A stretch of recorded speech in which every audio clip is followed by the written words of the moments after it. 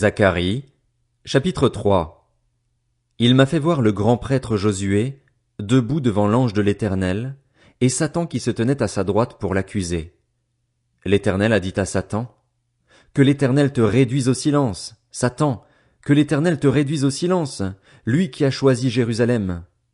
Celui-ci n'est-il pas un bout de bois arraché au feu? » Or Josué portait des habits sales et se tenait debout devant l'ange.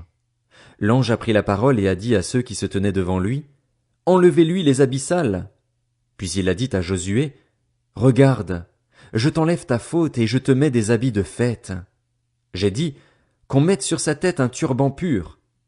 Ils ont placé un turban pur sur sa tête et lui ont mis des habits. L'ange de l'Éternel était là. L'ange de l'Éternel a fait cette déclaration à Josué. « Voici ce que dit l'Éternel, le Maître de l'univers.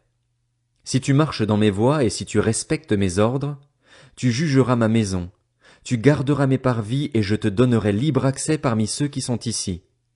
Écoute donc, Josué, grand prêtre, toi et tes compagnons qui sont assis devant toi, car ce sont des hommes qui serviront de signe. Je ferai venir mon serviteur, le germe. En effet, voici la pierre que j'ai placée devant Josué.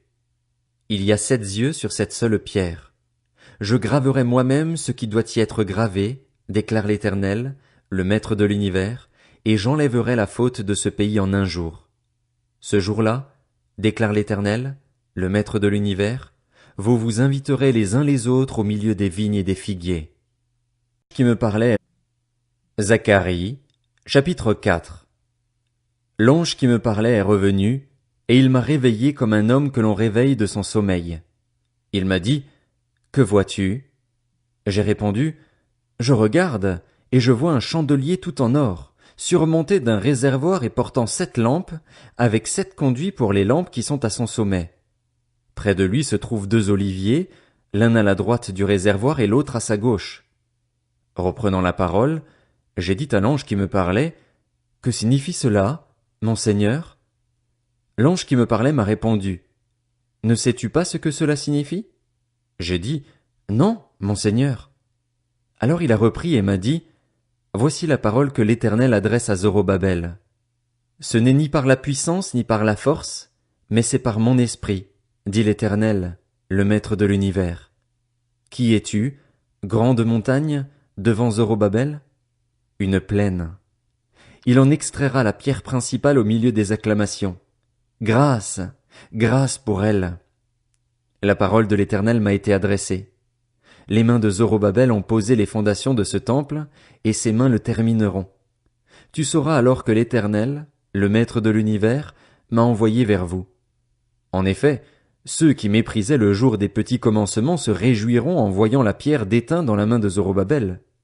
Ces 7 sont les yeux de l'Éternel, qui parcourent toute la terre. J'ai pris la parole et lui ai dit, « Que signifient les 2 oliviers à droite et à gauche du chandelier ?» J'ai repris la parole.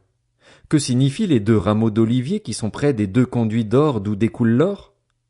Il m'a répondu, « Ne sais-tu pas ce qu'ils signifient ?»